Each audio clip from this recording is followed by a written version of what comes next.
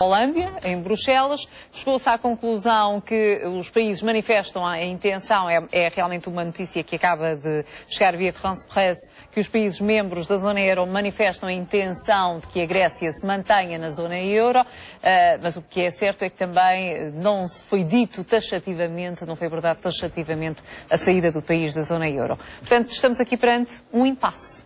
Bom, estamos até porque muito do que à Grécia suceda depende dos próprios gregos, e designadamente da estabilidade a nível político, que não tem sido conseguida. A Grécia está na rua, e na rua agrava todos os dias um problema que se vem arrastando, recordando-lhe até que a própria Fitch tinha, porque daqui a pouco suponho também comentaremos, enfim, em relação de rating, ameaçava cortar o rating de todos os países se a Grécia deixasse o euro. E, portanto, o que é importante perceber também, parece-me, é que esta nossa realidade a 27 é muito em rede. E o problema de um acaba por ser o problema de todos. Será desejável que todos consigamos encontrar uma solução para a Grécia, mas principalmente que os gregos tenham a capacidade de ultrapassar as suas próprias circunstâncias, de cumprir com regras de austeridade a que necessariamente têm de estar obrigados por muitos erros políticos de muitas décadas e até ao limite as instituições europeias, o Banco Central Europeu, enfim, o BCE, todos também criarem as condições para que assim suceda. Há também agora outro telex que acaba de surgir. Relembro que a Grécia era para receber agora a tranche em junho de 5,2 mil milhões, que entretanto ficou retido 1.000 milhões.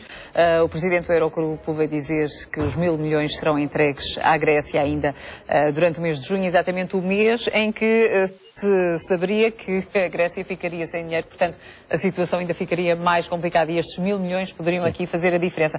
João Ribeiro, com este impasse, como é que ficamos? Eu custa-me chamar impasse um resultado de um processo democrático. Mas estamos num impasse? Sim. O que há é uma escolha dos gregos. Eu acho que as conclusões, enfim, tanto quanto é possível depreender das notícias que nos transmitiu mesmo agora, são boas decisões do Eurogrupo. Primeiro, transmitir um sinal de confiança relativamente à permanência da Grécia na zona euro. Eu penso que isso é um sinal, e o próprio Teik diz que é uma confiança inabalável, que a Grécia continuará. Eu acho que esse era um sinal fundamental. Ao longo do dia assistimos a declarações completamente irresponsáveis de alguns responsáveis europeus. Portanto, isso é uma boa notícia. Depois não diria, volto a dizer, que há um impasse, até porque, apesar de tudo, há aspectos positivos do resultado eleitoral na Grécia. Quer dizer, há uma maioria parlamentar pró-europeia.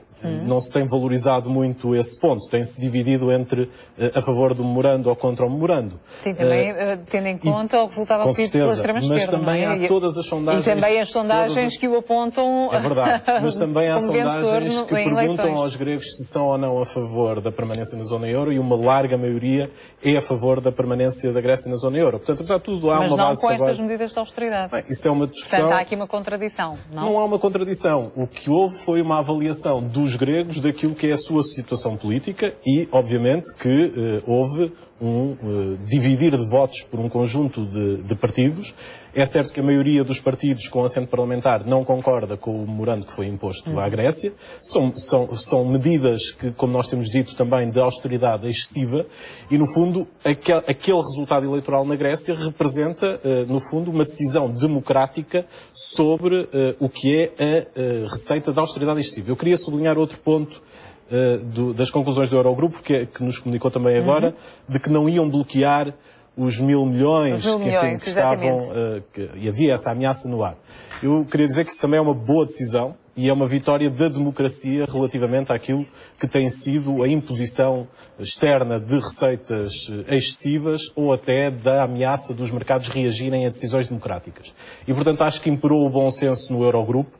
Eu estava um pouco pessimista porque hoje, durante o dia, também ouvi um responsável anónimo europeu citado numa agência, dizendo que esta reunião iria ser fundamentalmente uma reunião política. O que é assustador dizer-se que a reunião do Eurogrupo ia ser uma reunião política. Então quer dizer que as outras reuniões todas foram o quê? No Eurogrupo tomam-se decisões muito importantes para a vida dos europeus. Portanto, dá a sensação que andámos, de facto, nos últimos anos em que os conservadores dominaram a agenda europeia, numa gestão técnica cega e insensível das questões da zona euro, e hoje finalmente houve uma reunião que teve uma decisão política, que teve em conta, de facto, a realidade. Agora vamos saber exatamente se essa não é uma decisão a prazo, tendo em conta também o que vários dizem, até Krugman disse que o que interessa agora a saber é quando é que a Grécia vai sair, porque mais cedo ou mais tarde, com toda esta situação, isso é quase inevitável que venha a suceder. Infelizmente, a situação política na Europa, económica e financeira, mas principalmente política, chegou a um ponto em que é muito difícil fazer previsões a médio prazo que seja. Eu só, em parte, concordo com o que foi dito, porque eu não considero que as medidas de austeridade em si mesmas, muitas delas tenham sido excessivas. Vamos cá ver uma coisa.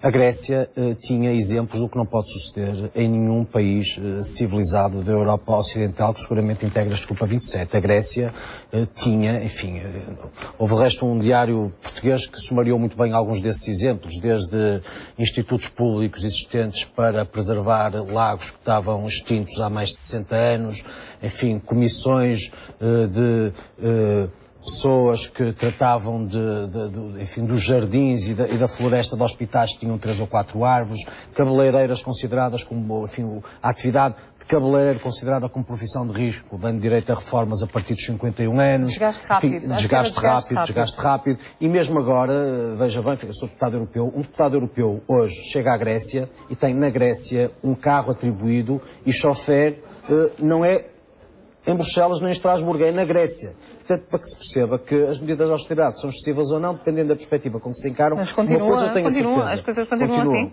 Em muitos casos continuam. Em muitos casos continuam, quer dizer, comparativamente com o que sucede em Portugal, muito o que sucede na Grécia é impensável, do ponto de vista do que é a austeridade. Portanto, quando eles me falam do excesso de austeridade na Grécia, em muitos casos acho que até poderá pecar por defeito. Se me quiser dizer que neste momento e naquelas circunstâncias o clima recessivo pode, pela particularidade da conjuntura grega, criar dificuldades, enfim, acrescidas, porventura, mas sem tese, não invalida muito o que tem a ver com a austeridade. E dizer que o impasse não foi só o jogo democrático que venceu. E eu questiono muito deste jogo democrático na Grécia. Porque eu questiono um processo eleitoral que, para começar, dá representatividade parlamentar a um partido de extrema-direita, de inspiração assumida neonazi, que agride pessoas na rua e ataca imigrantes. Bom, isto para mim não é jogo. Um partido destes em Portugal não era sequer candidato, no final parágrafo da Constituição apoio.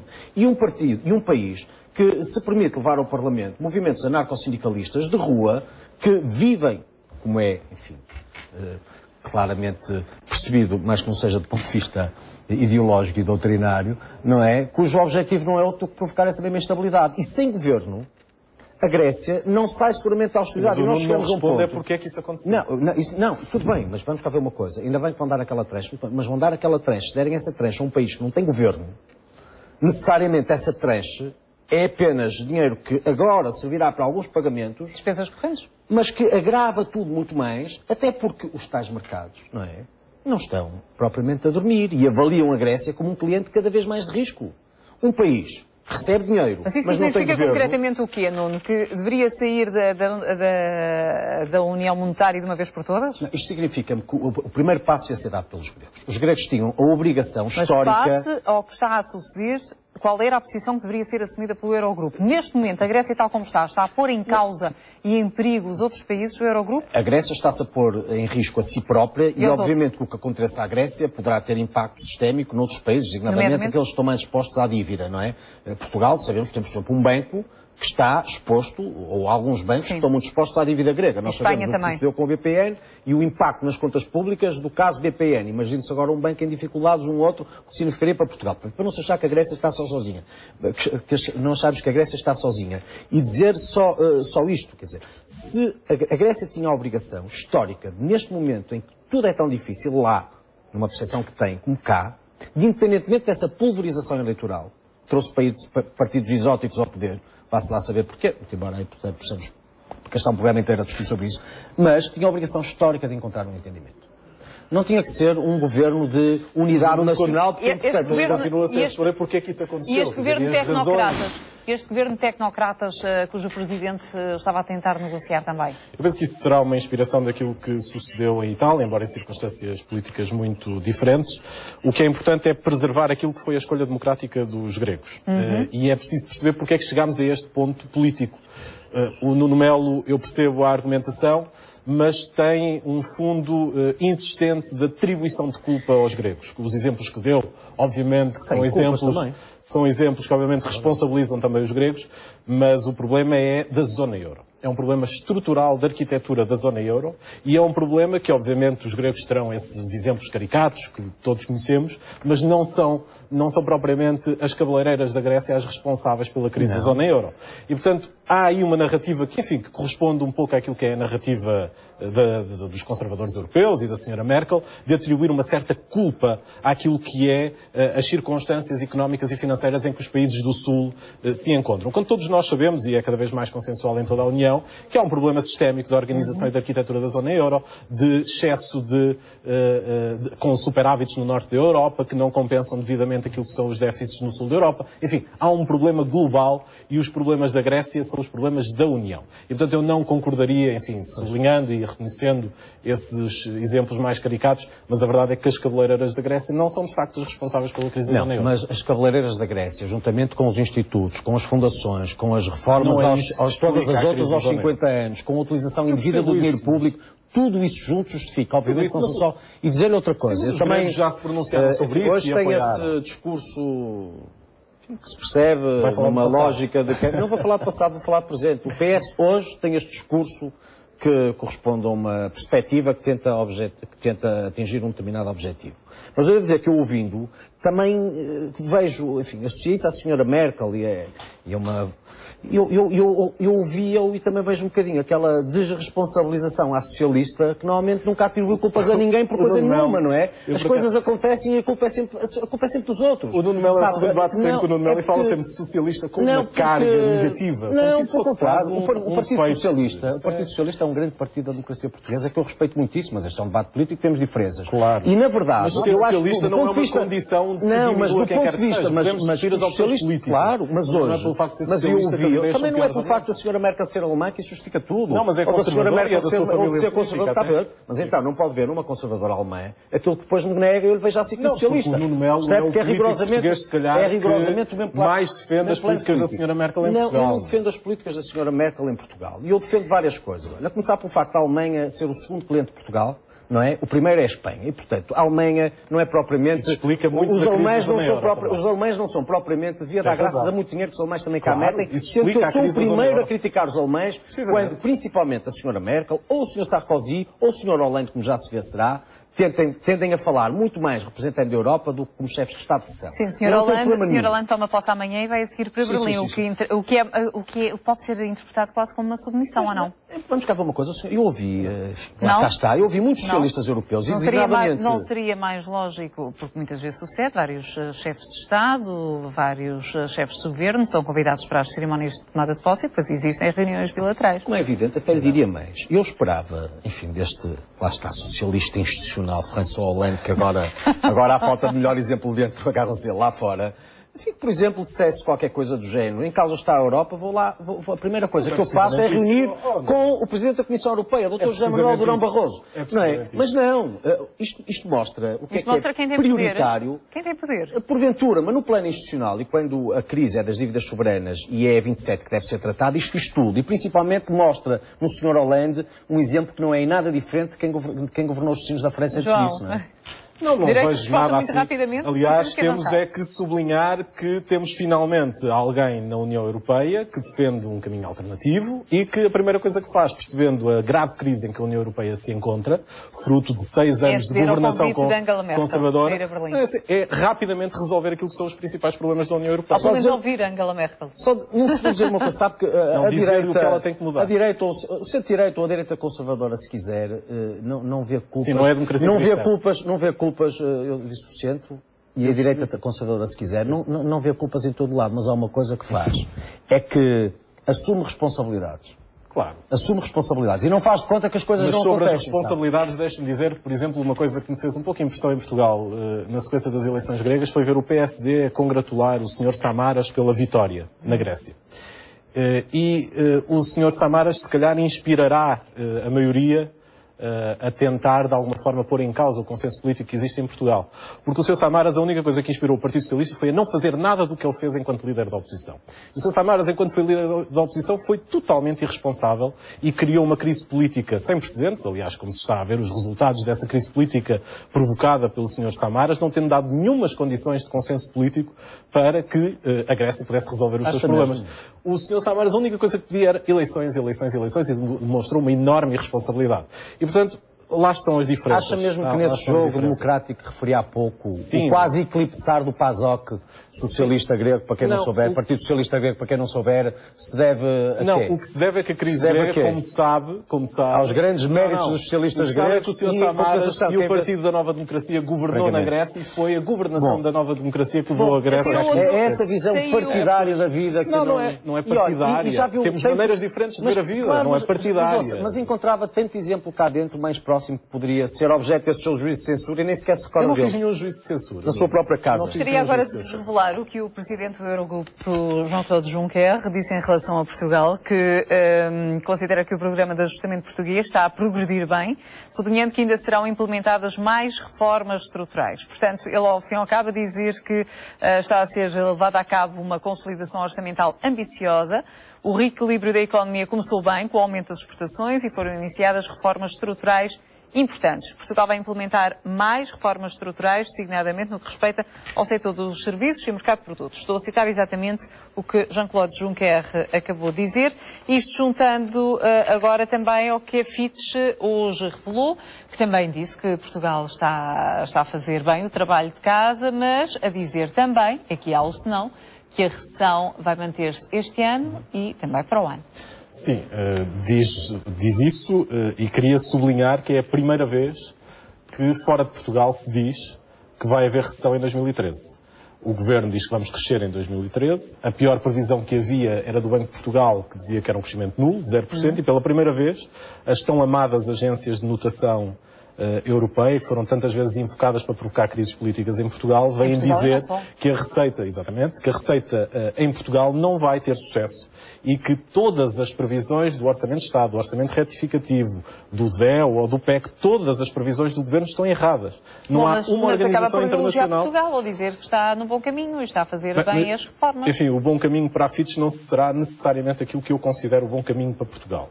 O que sai das conclusões... concorda com as conclusões deles, da agência em relação à recessão. São 4 conclusões, não é só essa. Sim. É essa, mas isso resulta precisamente daquilo que o PS sempre disse. Há uma dose excessiva de austeridade que, como nós sempre dissemos, e na discussão do orçamento o dissemos muito claramente, iria resultar num agravamento da situação económica, num agravamento do desemprego. O Governo é que quis acreditar nos seus números e neste momento é o único que acredita nos seus números. Mas há mais conclusões desse relatório da Fitch. Nunca a dívida pública, se confirmarem essas previsões, nunca a dívida pública cresceu tanto como que vai crescer em 2 anos. O que é extraordinário, tendo em conta toda a narrativa da maioria. Depois, dizer também que o mito do crescimento virtuoso ou da diminuição virtuosa do déficit externo, que também tem sido apresentada pelo Governo, a Fitch vem dizer que não é uma correção virtuosa. O que se passa é uma grande descida da procura interna, uma grande diminuição do investimento e não há nenhuma substituição dessas importações que se deixaram de fazer por produção nacional. E, portanto, o que há é aqui um caminho de empobrecimento, propriamente dito, e não propriamente de correção estrutural do déficit externo. E as palavras de Juncker? As palavras de Juncker, enfim, o Eurogrupo tem a obrigação de ter um discurso otimista. Eu não conheço as declarações em detalhe, apenas aquilo que me citou, mas isso não altera em nada aquilo que o PS tem dito. As previsões do Governo vão falhar, quer do crescimento económico, quer da criação de emprego. E, portanto, isso só significa uma coisa, é que a receita do Governo falhou. Mas o que era importante nesta discussão do Fitch, como das declarações do Presidente do Eurogrupo, e era interessante ouvir o Nuno Melo, era, no fundo, dizer-nos o que é que falhou. Quer dizer, se todas as previsões do Governo falharam, e se a receita foi apresentada como sendo uma receita boa e que ia resultar, porque é que todas as previsões estão a falhar por todas, e de acordo com todas as organizações internacionais? Nestas discussões, não basta meter a cassete, carregar no play e fazer de conta que a realidade é outra. O excesso de austeridade que nós temos, rigorosamente, se me deixar, vai fazer o excesso de austeridade que temos, vamos fazer um exercício de memória que eu bem sei ok, ali num esforço traumático, querem esquecer, mas não conseguem. Mas comigo, cada vez que estiver à minha frente e vier com esta conversa, ouvi isto. O excesso de austeridade que diz nós temos foi, na verdade, a austeridade que o PS nos trouxe. E o memorando que está a ser aplicado foi rigorosamente o que o PS negociou. Espera aí, vou deixar de dizer se diga, por favor, mas com detalhe. E o excesso de austeridade, com o detalhe que eu entender justificado no meu comentário, já que também não tento condicionar o seu.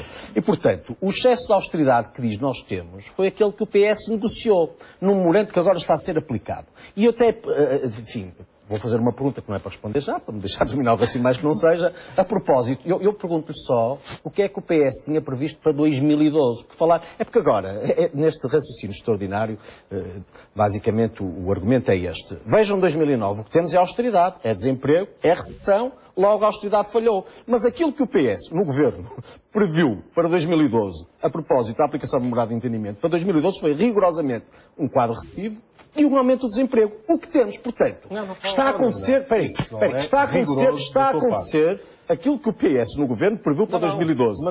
Mas a austeridade que o PS negociou no memorando que subscreveu e que agora está a ser aplicada, falhou. Não deixa de ser fantástico. E dizer-lhe em relação à FITES, não é tentativa, isto é factual. E em relação à FITES, dizer-lhe o seguinte, só para ter bem em conta, porque se quisesse rigoroso, já agora leia tudo. Em primeiro lugar, citei ajustamento português com começo promissor. É uma coisa que nas agências de rating não víamos há muito tempo. Não é só o título. E depois diz assim, uma série de fatores sugerem que o esforço de ajustamento está no começo promissor, isto porque o déficit da conta corrente está a diminuir e o país está a cumprir amplamente a sua agenda de reformas. Dir-me-á bom, mas atenção que em relação ao crescimento prevêem um crescimento menor do que o governo. É verdade. 3% do governo, de 3%. Recessão em 2013. Recessão. 3,7% do PIB. Prevê crescimento. Muito bem. Nossa, não, eu estou a dizer, veja. Mas isso não é politicamente relevante. Mas deixar acabar a relevância toda, não é? Sim. Na verdade, há uma diferença, porque o governo prevê 3% e, em termos recessivos, a FITES prevê 3,7%. É verdade, há aqui uma diferença de alguma. O PS nunca se... Em 2013. Mas, em compensação, o desemprego. Eu suponho que para um socialista, para além da conversa, o emprego conta. Para mim, seguramente. Não, para a maioria não para parece. Mim, seguramente. Mas como ao mito, parece que deixou de ser importante, não é? É por isso que eu lhe recordo. Deve ter sido lapso, certamente. Porque, em compensação, em relação ao crescimento, em relação ao desemprego, a FITES faz melhores previsões do que o próprio governo. E, portanto, convém que vá tudo. E dizer-lhe a propósito das... Lá está, a memória não é curta. Eu não me lembro do tempo em que o Dr. Mário Soares, ideólogo, paladino, referência máxima dos socialistas portugueses, dizia é preciso meter as agências de rating na ordem. Agora já não.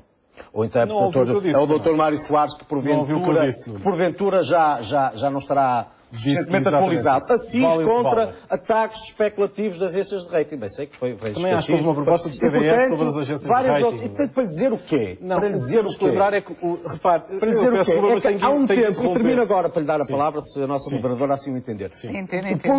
O ponto é, não se convença que o mundo começou a algures em 2011. Não começou, de certeza. Não pense nisso. Não. E principalmente, não se esqueça que esse grande partido, enfim, do arco da governabilidade, que é o Partido Socialista, nunca porque andou. Mas isso tem a ver com o relatório da FITES? Exatamente. Tem imenso. Isso tem a ver com o falhanço das previsões do governo em que o governo se apresentou um orçamento. Tem que ver com o acerto das suas previsões. Não, peço desculpa. O governo tem um orçamento retificativo, 2 documentos de estratégia orçamental, já se esqueceram do de agosto, enfim, são números escabrosos. Em todas estas previsões, nenhuma organização internacional valida estes números. Os números da realidade, e já não estou só a falar das previsões, nenhum confirma as previsões do Orçamento de Estado e do documento de estratégia orçamental. Portanto, não, a questão não são as minhas previsões. A questão é saber que há uma receita que está, obviamente, plasmada nestes documentos com essa previsão e nenhum dos números que está em cima da mesa está a comprovar que essa receita tem sucesso. E, portanto, é isso que o Nuno Melo tem que dizer aos portugueses. É porque é que a receita, que é assim tão boa... Falha, é extraordinário, não é? Dizer que há crescimento económico em 2013 e afinal não vai haver. Dizer que o desemprego vai ser um número e afinal é muito maior. Isso é que é extraordinário. Isso quer dizer que a receita falhou. Mas quando fala do memorando, o Nuno Melo não pode escolher só aquilo que lhe interessa do memorando, nem usar essa frase que o PS também assinou o memorando. Porque isso não chega, sabe? Porque podemos ver ponto a ponto. Temos um minuto para o fim. Pronto, está bem. Mas então o corte na saúde, por exemplo, que estava previsto no memorando, sabe como é que foi alterado pela atual maioria. Muita coisa. Passou de 550 para 1.000 milhões. Sim. Na educação, passou de 195 para 380 mil milhões. Para 380 milhões. Passou, por exemplo, no aumento das taxas moderadoras em mais 150 milhões. Isto é o tal excesso de austeridade, que vai para além do memorando, e é isso que tem um efeito recessivo na economia portuguesa. E isso é da explosiva responsabilidade do Governo e da maioria. Manifesta má-fé procedimental, e acho que até lhes fica mal, e digo isto muito francamente, é quando, em 2012, se verifica, independentemente da centésima ou da milésima, rigorosamente aquilo que os próprios socialistas previram, e não podia ser outra coisa, porque sabemos que a implementação em qualquer país do universo de um plano de austeridade tem necessariamente uma consequência recessiva. E quando o próprio Partido Socialista previu para 2012 o impacto mais ostensivo dessa austeridade, do ponto de vista do crescimento, do ponto de vista do emprego, virem agora nisso que foram capazes de prever, dizer que a austeridade falhou. Não, isso é mais do que cínico, muito piores do que estava procedimentalmente muito piores do que estavam previstos no memorando. Nuno Melo, João Ribeiro, chegamos ao fim do nosso tempo. Aliás,